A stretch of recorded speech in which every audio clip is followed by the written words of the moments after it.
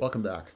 So I had in the previous vignette on double negative talked about the interesting example of the Aleutian Islands, and I wanted to just elaborate on that a touch, just to give you a little bit of background. So as I mentioned in that previous vignette, there had been rampant hunting for otters and their skins in Alaska, the Aleutian Islands, Russia, and so on, and the populations had been really decimated, and that's kind of evident here where this shows you the sea otter populations over time at various places. And, that's kind of fun units on the y axis density in otters per kilometer of shoreline, which is a fun unit to think about. And, one looks at units like that and be kind of cool to be able to be there and experience that firsthand. So the puzzle that James Estes was thinking about was what was responsible for the decline in the number of otters later on in the series shown here. And the idea that I wanted to present to you is this idea of the revised trophic cascade. So the trophic cascade was this idea that you have a keystone species, which is a predator that keeps a subset of predators just below in check.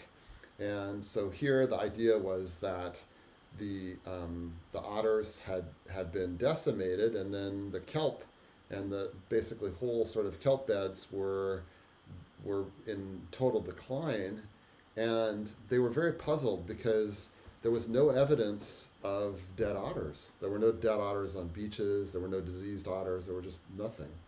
And one of the people that was working with Estes said that he suspected that the killer whales had been eating the otters. And in fact, the idea here is presented in this PNAS paper, which makes for great reading. It's really interesting, called Sequential Megafaunal Collapse in the North Pacific Ocean, an ongoing legacy of industrial whaling. And, the idea here is that the orcas, the killer whales, actually, and this is very well documented. I mean, I've got a number of papers and even videos on this.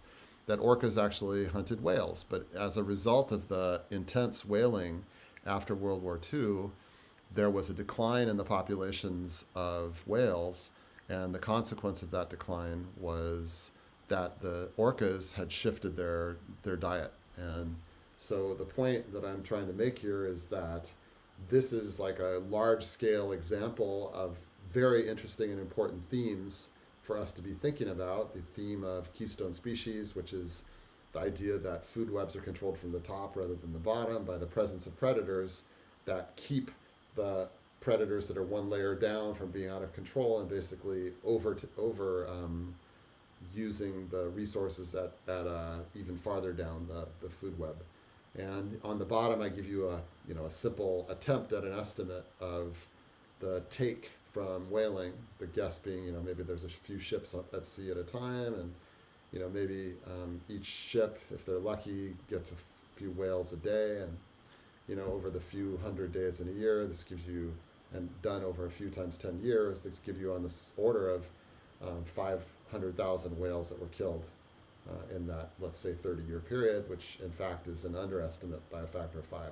It's probably more like 2 to 3 million whales that were killed. And I'm just trying to point out that this whole notion of the double negative feedback is really interesting. If you would like to, I already mentioned Sean Carroll's book.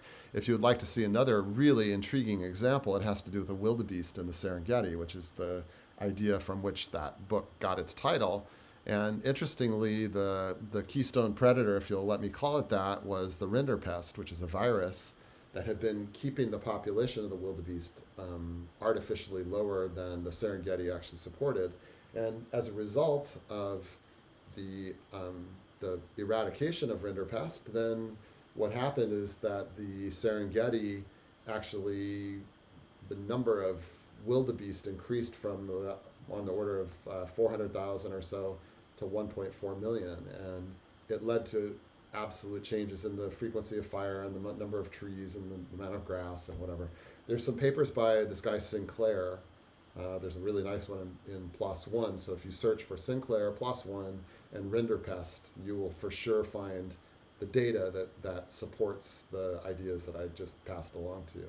So anyway, that's a little tiny introduction, mainly to whet your appetite, in the hope that maybe you'll try to go do some reading, both of Sean Carroll's book, The Serengeti Rules, but also to think more about the question of double negative feedback in the context of the Aleutian Islands.